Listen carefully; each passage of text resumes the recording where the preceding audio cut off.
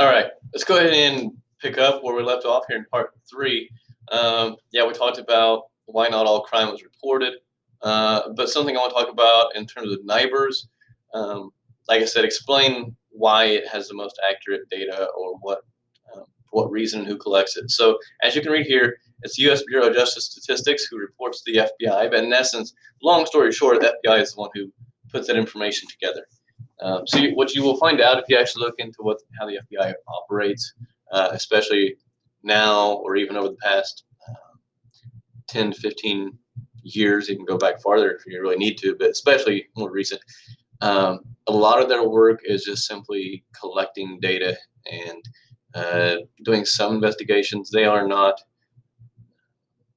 I don't think it would be fair to put them in the same category as most other law enforcement, meaning they don't work the same way. They don't do a lot of the same things. Like whenever it comes to doing raids or making arrests in person or dealing with violent criminals, all that stuff, FBI really doesn't do a whole lot of police work as you and I would think of police work. They basically collect information and do some investigations. Helping and sharing of information, that's really their function. So, all right, let's move on because some different things that you would find in NIBRS reports would be things like, anybody involved have a criminal record? If so, what sort of record they have? It gives a little profile of the victim themselves, age, in essence, demographics of the victim, age, sex, race, maybe even profession, things like that. What relationship was there, or was there any relationship to the person? If they weren't related, they basically just put down that they were, best of our knowledge, it was a stranger or unknown. Also, weapons that might have been used, and were there drugs or alcohol involved? I didn't write that down, but that's another thing that gets put into some of those reports, into NIBRs. So this, I'm not going to select it now, but what this will do, I strongly encourage you to watch this because I find it is fairly up to date. I'd say like within the last 2 years, essentially. But it's a much more updated idea of what NIBRs does, what they're planning on doing. And in fact, I mentioned that NIBRs by this year is supposed to be basically ready to take over for the UCR. So either way, I strongly encourage you to select this link on your own and watch the video about NIBRs. It's about a 7-8 minute video. So it doesn't take long, but it's got good information in it.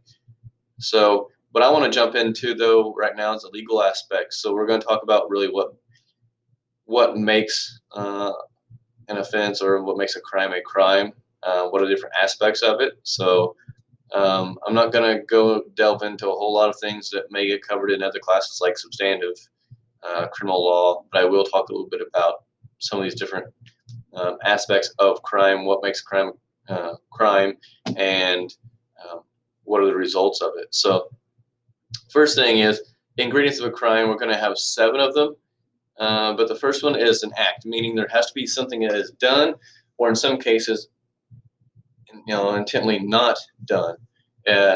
So it's different than, say it could be in case of negligence, for example, recklessness, things on those lines. That's a little bit different, whereas you may fail to do something, but in most cases, most offenses are an act that you actually commit against a property or against another person, right? You voluntarily and intentionally do something. Actus reus is the Latin term we use for that.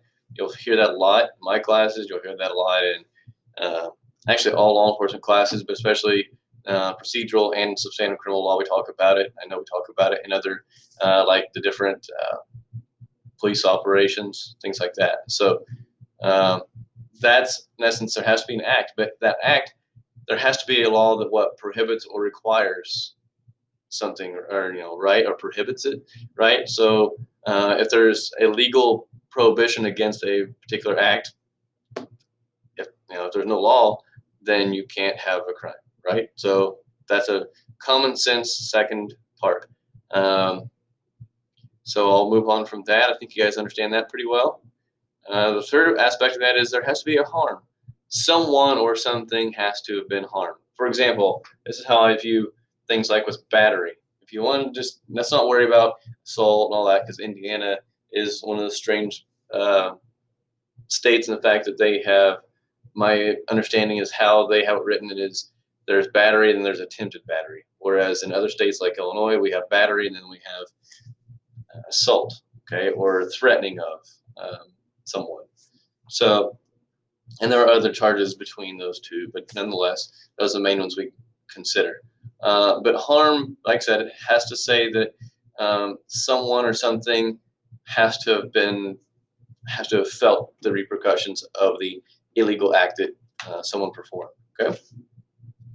There has to be causation, which means that, as I'm going to go ahead and read it from you, act must be completed and directly connected to the harm. So it has to have been shown that the act was completed and actually connected to a damage that occurred. Okay. Um, so, if, for example, you get into, or two people get into a fight out in an alleyway, say like an alleyway near a bar, or whatever, they go outside, they get into a fight. Someone punches that person. Person one punches person two falls down, hits their head on a rock. Well, can you be held responsible for, and if that person ends up dying as a result of the injury, the head injury they received, can you be liable for that? And that's where causation comes in. Was it your fault? Okay. You'll see this happen a lot of times where this will be an issue, right? Or, whether it is considered your fault or not when it comes to different vehicular crashes and subsequent injuries or deaths. Okay. So, but yeah, you have to be able to directly connect it or put it. That would be the, if there's something like a ball rolling down the hill, that has to be what you did, or what a person did had to have been able to prove this idea that got the ball rolling down the hill to ultimately cause the end result. Okay, that's all we're talking about with causation. If the action committed has nothing to do with it, it was caused by something else entirely, well then you can't charge someone with crime for something that they truly didn't cause. Yeah, that's a whole other topic I want to talk about, as far as whether you can actually convince someone else to do a crime. That goes into stuff you should learn in substantive criminal law. We don't have time for that right now. Maybe in class we can talk about it. Mens rea. You guys have heard this. If you haven't, you will hear it many times. It goes hand in hand with actus reus. Mens rea means, as you can read there, guilty mind, criminal intent. Basically saying, did the person intend to do it? And this is actually in most cases, this is the most difficult part to prove. How do you prove intent? Because you have to show that based on a person's actions, what they planned to do, how much time it took, the overall totality of circumstances surrounding it, that was what that person's goal or intent was. Did they meet the elements to get intent? And so that, like I said, that is probably the most difficult part to prove, but it's all about intent. Because if you don't intend to do it, then it's really going to be hard to get someone charged with a crime, potentially involuntary, depending on what the crime is. But nonetheless, mens rea is really, really important. And like I said, probably the most difficult part or challenging part to get when you're trying to charge someone and convict them. Charging is different than convicting in terms of simplicity. So, all right, these are some comments. I guess I almost forgot about these. These are some phrases that you might see as you read laws. Mens rea, like I said, you'll see knowingly and willingly. In essence, it's showing, was it predetermined? Did they know and want to willingly do that act that's going to cause someone else or some other property harm? And then there's wanton recklessness. Okay, was it basically without regard for someone else's safety or anything like that? That's how we determine mens rea. But that's how laws are typically written, what it looks like, or how it's worded in the actual IC, in essence, the code books, right? So, failure to act is another example. Negligence cases. If you're supposed to be taking care of an elderly person, you're in charge of their care, and you choose not to feed them for days at a time. or we'll talk about this in substantive, but there's uh, talking about parenting, same concept. When is it in child endangerment? When is it child neglect? Okay, so if you don't feed your baby and they can tell after it dies that it has, or even if it goes to the hospital, you find like crystallized formula or something like that in their system, that means they haven't been fed in a while, haven't received any type of the proper nutrition. And if it can be proven that you did so intentionally, there's a problem. So, all right, it must have occurred. This thing is concurrent, means that it must have occurred at this. All these things must have occurred at the same time. So it's how I'm going to show it to you. There must have been an intent to commit a particular act. So you had the criminal intent, mens rea. You had to have the act itself. So you had the intent to do it. You actually did do it. And the big part to it is there must have had been some type of impact or harm done to that person or property, right? So if all three of those things are there, then you have crime, right? So intent, the act, some sort of impact on someone, or in essence, uh, has to be a victim, or has to be property that was destroyed or damaged. Uh, if not, there's no crime. If one of these three is missing, there's no crime. It has to have all three coming together at the same time, or at least within the same period that it would indicate that you actually meant to do all three. Okay, so and the last part that we're going to talk about is with crime, there has to be some type of punishment. If no punishment is ever published or ever made available, sorry, I'm checking my time again. Um, if there's no punishment ever offered, then there's no point in making the law, because what's the point of me saying, well, for example, let's just say it was something simple. We're not going to make it anything major. Let's just say it was speeding. Okay, I pull someone over and I say, hey, you were going 90 in a 50. Okay, well, they'll say, okay, I'm sorry. What do you want me to? There's no teeth to it. It says, oh, well, I stopped you for speeding. I can't do anything about it because there's no punishment. But I just thought I'd tell you you were speeding and you were going faster than what you should. So it's really not, and the same thing whenever we talk about criminal law and these violent offenses that take place, if there was no punishment ascribed or prescribed, then it wouldn't act as a deterrent. But then also there'd be no point in trying to enforce that law either, because there's no weight to it. So, good question. What's the best form of deterrence? I don't need an answer. I'm not going to give you an answer right now, because sometimes it depends on the circumstances. But something I want you to be thinking about. What is the best form of deterrence based on what we've already talked about in this class? Is it swift? Is it something that's delayed? Should it be something that's harsh?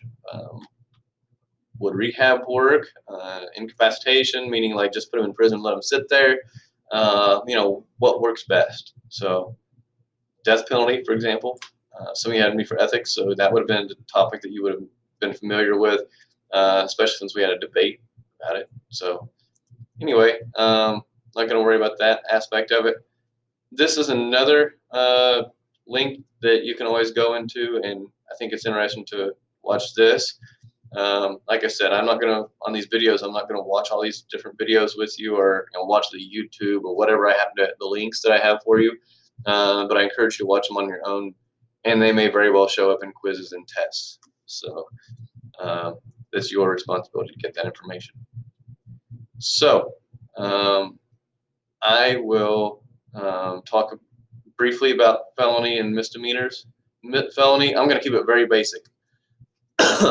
And this one you can read on your own, this information here, but actually, come to think of it, I will let you read this on your own. I don't want to feel like I'm just reading it to you. So look through this on your own, felony, misdemeanor, and then we'll talk about some different reasons or impact of demographics in terms of criminology, what crimes are committed, where they're committed, all that kind of stuff. So, but nonetheless, those are things I want you to look at on your own. Like I said, the misdemeanor and the felony. aspect of it. I tried to update it as best I could because things change all the time. But I try to keep it updated as far as the Indiana criminal code for either one of or for both of them. So either way, take time, look through that, and that kind of finishes up on historical context. I will see you later, and we'll have some more videos, or I'll see you in class. Either one. Have a good day.